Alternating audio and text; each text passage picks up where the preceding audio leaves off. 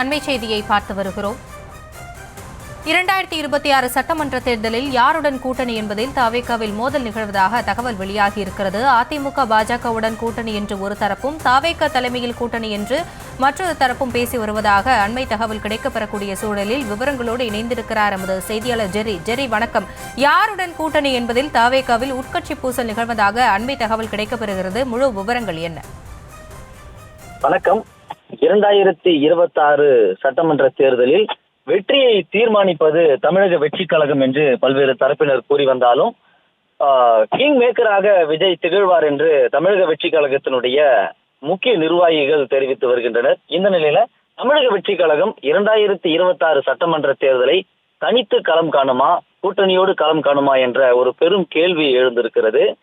சமீபத்தில் சமூக ஊடகங்கள் வாயிலாக பல்வேறு செய்திகள் வெளியாகி கொண்டிருக்கிறது. தமிழக வெற்றி கழகம் பாஜகவுடன் கூட்டணி பேச்சுவார்த்தையில் மறைமுகமாக பேசி வருகிறது என்ற பேச்சு அடிபட்டு வந்தது. இது தொடர்பாக தமிழக வெற்றி கழகத்தினுடைய துணை பொதுச் செயலாளர் நிர்மல்குமாருடன் கேள்வி எழுப்பும் பொழுது திட்டவட்டமாக பாஜகவுடன் கூட்டணி இல்லை என்று தெரிவித்திருந்தார்.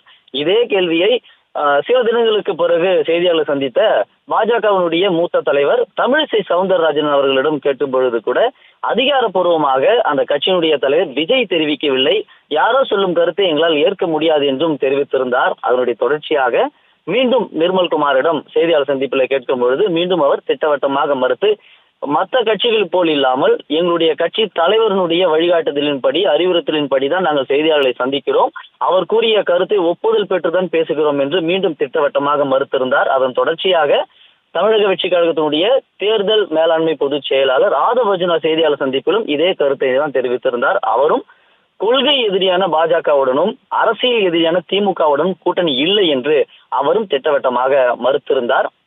இந்த நிலையில்தான் தமிழக வெற்றி கழகத்துல கோஷ்டி பூசல் நடப்பதாக தகவல்கள் வெளியாக இருக்கிறது. ஒரு தரப்பு விஜய் தலைமையில், அதாவது தமிழக வெற்றி கழக தலைமையில கூட்டணி அமைப்போம் என்றும், ஒரு தரப்பு தனித்து களம் காண கூட வாய்ப்பு இருக்கிறது என்றும், மற்றொரு தரப்பு அதிமுக கூட்டணியில் இடம்பெற்று இந்த 2026 சட்டமன்ற தேர்தலை சந்திக்க வாய்ப்புள்ளதாகவும் தகவல் வெளியாக இருக்கிறது. அதற்கு காரணம், தனித்து களம் காணுகிற பட்சத்துல முதல் தேர்தல் எனும் பட்சத்திலும் திமுக வெற்றி பெறுகிற பட்சத்துல தமிழக வெற்றி கழகம் என்ற கட்சிக்கு பெரும் பின்விளைவுகள், பின்னடைவை ஏற்படுத்தும் என்பதனால முதல் தேர்தலிலேயே கூட்டணியோடு சந்தித்தால் ஓரளவுக்கு சில இடங்களை வெற்றி பெறக்கூடும் என்ற சூழல் நிலவுவதாக சிலர் பாஜக அதிமுக கூட்டணியில இடம்பெறுவதற்கான பேச்சுவார்த்தையில ஈடுபட்டு வருகின்றனர். ஆனால் இரு தரப்பினரிடமே கூட எந்த எதிர்கருத்துகளையும் விஜய் தெரிவிக்காமல் மௌனம் காத்து கொண்டிருப்பதாகவே தகவல் வெளியாகி இருக்கிறது. அதே போல நவம்பர் அல்லது டிசம்பர் இறுதியில விஜய் முடிவெடுப்பார் எனவும் கூறப்படுகிறது.